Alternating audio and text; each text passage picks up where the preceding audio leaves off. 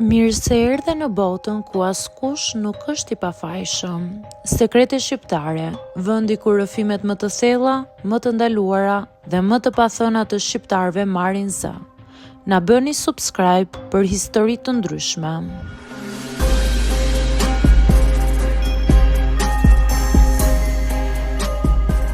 Fillova punë si infermiere vetëm pasi shkova në shtrat me doktorin.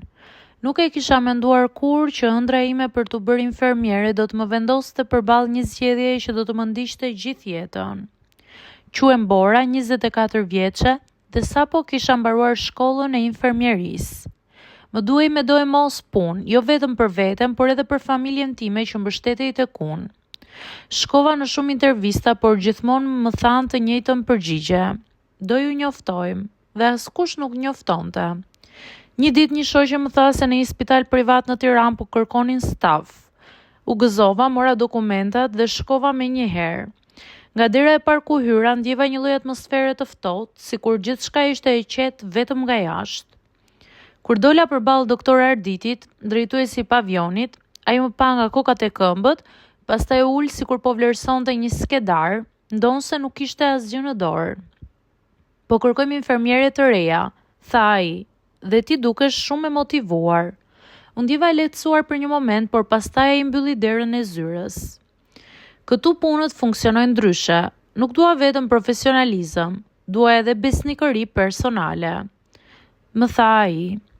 Gjaku më ngriu, e kuptova menjëherë çfarë nën kuptonte dhe mu drodh zëri.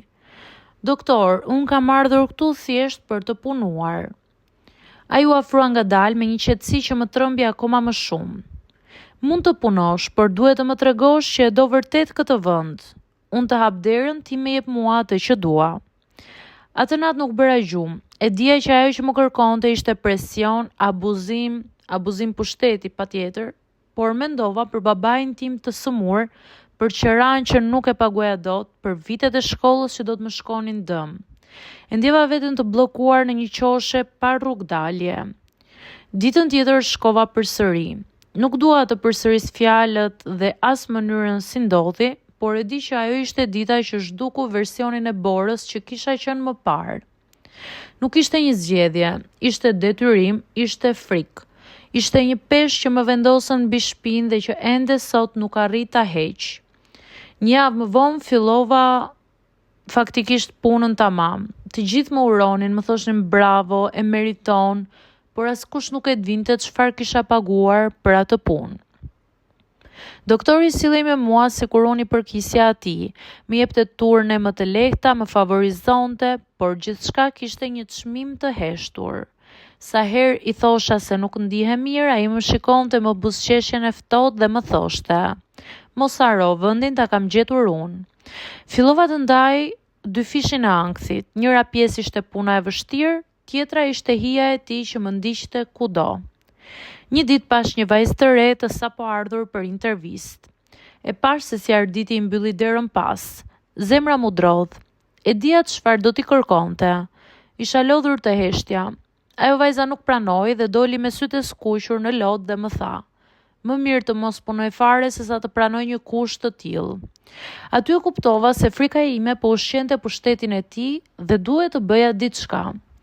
Pas disa javësh, bashkë me disa infermiere të tjera që kishin kaluar të njëjtën gjë, bëm një ankesë të përbashkët. U desh shumë korajo, shumë lot, shumë net pa gjumë, por spitali nisi hetimet e brendshme. Ai u pezulua, pastaj u largua përfundimisht nga puna. Ndërsa unë vazhdoj të punoj ende si infermiere, por këtë herë me kokën lart.